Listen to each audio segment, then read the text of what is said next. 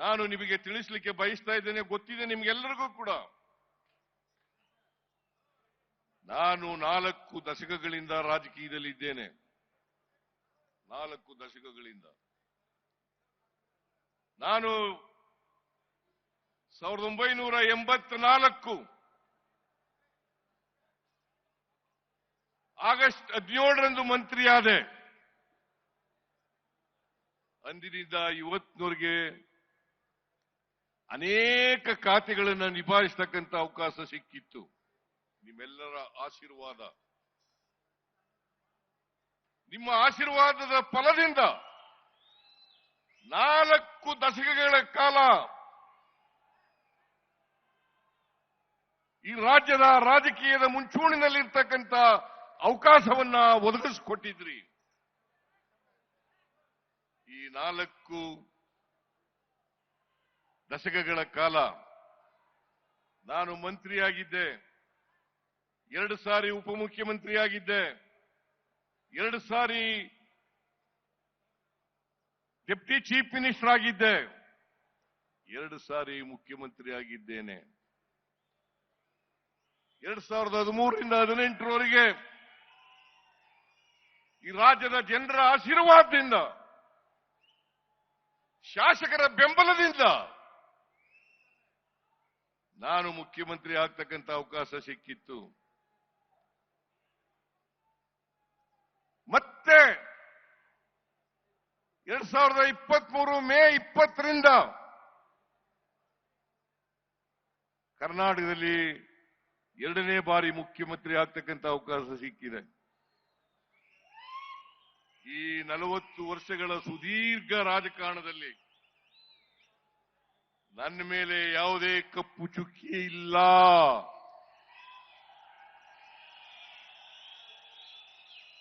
ನನ್ನ ರಾಜಕೀಯ ಜೀವನ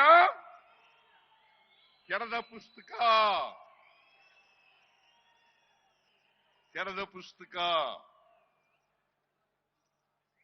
ನಾನು ಇಷ್ಟೆಲ್ಲ ಅಧಿಕಾರ ಸಿಕ್ಕಿದ್ರು ಕೂಡ ನನಗೆ ಆಸ್ತಿ ಮಾಡ್ತಕ್ಕಂಥ ವ್ಯಾಮೋಹ ಬರಲಿಲ್ಲ. ನನ್ನ ಕುಟುಂಬಕ್ಕೆ ಬರಲಿಲ್ಲ. ನನ್ನ ಧರ್ಮಪತ್ನಿ ಹೆಂಡತಿ ಪಾರ್ವತಿ ಯಾವತ್ತೂ ಕೂಡ ಸಾರ್ವಜನಿಕ ಸಭೆಗಳಿಗೆ ಬಂದಿಲ್ಲ.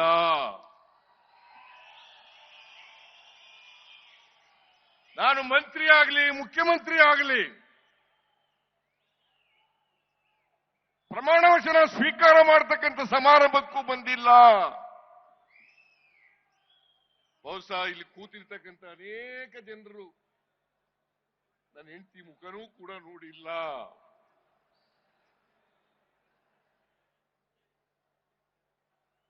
ಅವರು ತಪ್ಪು ಮಾಡಲಿಕ್ಕೆ ಸಾಧ್ಯನಾ? ನಾನು ತಪ್ಪು ಮಾಡಲಿಕ್ಕೆ ಸಾಧ್ಯನಾ? ಈ ರಾಜ್ಯದ ಜನರಿಗೆ ದ್ರೋಹ ಮಾಡಲಿಕ್ಕೆ ಸಾಧ್ಯನಾ? ಯಾವತ್ತೂ ಕೂಡ ದ್ರೋಹ ಮಾಡಲ್ಲ, ಮಾಡಿಲ್ಲ, ಮಾಡೋದು ಇಲ್ಲ. ನಾನು ಎಲ್ಲಿವರೆಗೆ ರಾಜಕೀಯದಲ್ಲಿ ಇರ್ತೀನಿ ಅಲ್ಲಿವರೆಗೆ ಮಾಡಲ್ಲ.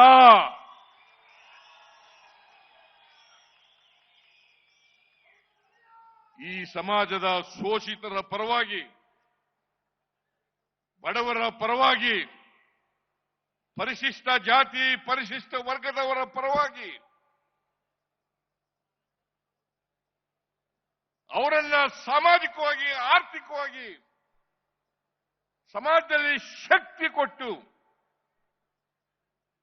ಅವರನ್ನು ಕೂಡ ಮುಖ್ಯವಾಹಿನಿಗೆ ತರಬೇಕು ಅಂತಕ್ಕಂಥ ಹಂಬಲ ಬಿಟ್ರೆ ಆಸ್ತಿ ಮಾಡಬೇಕು,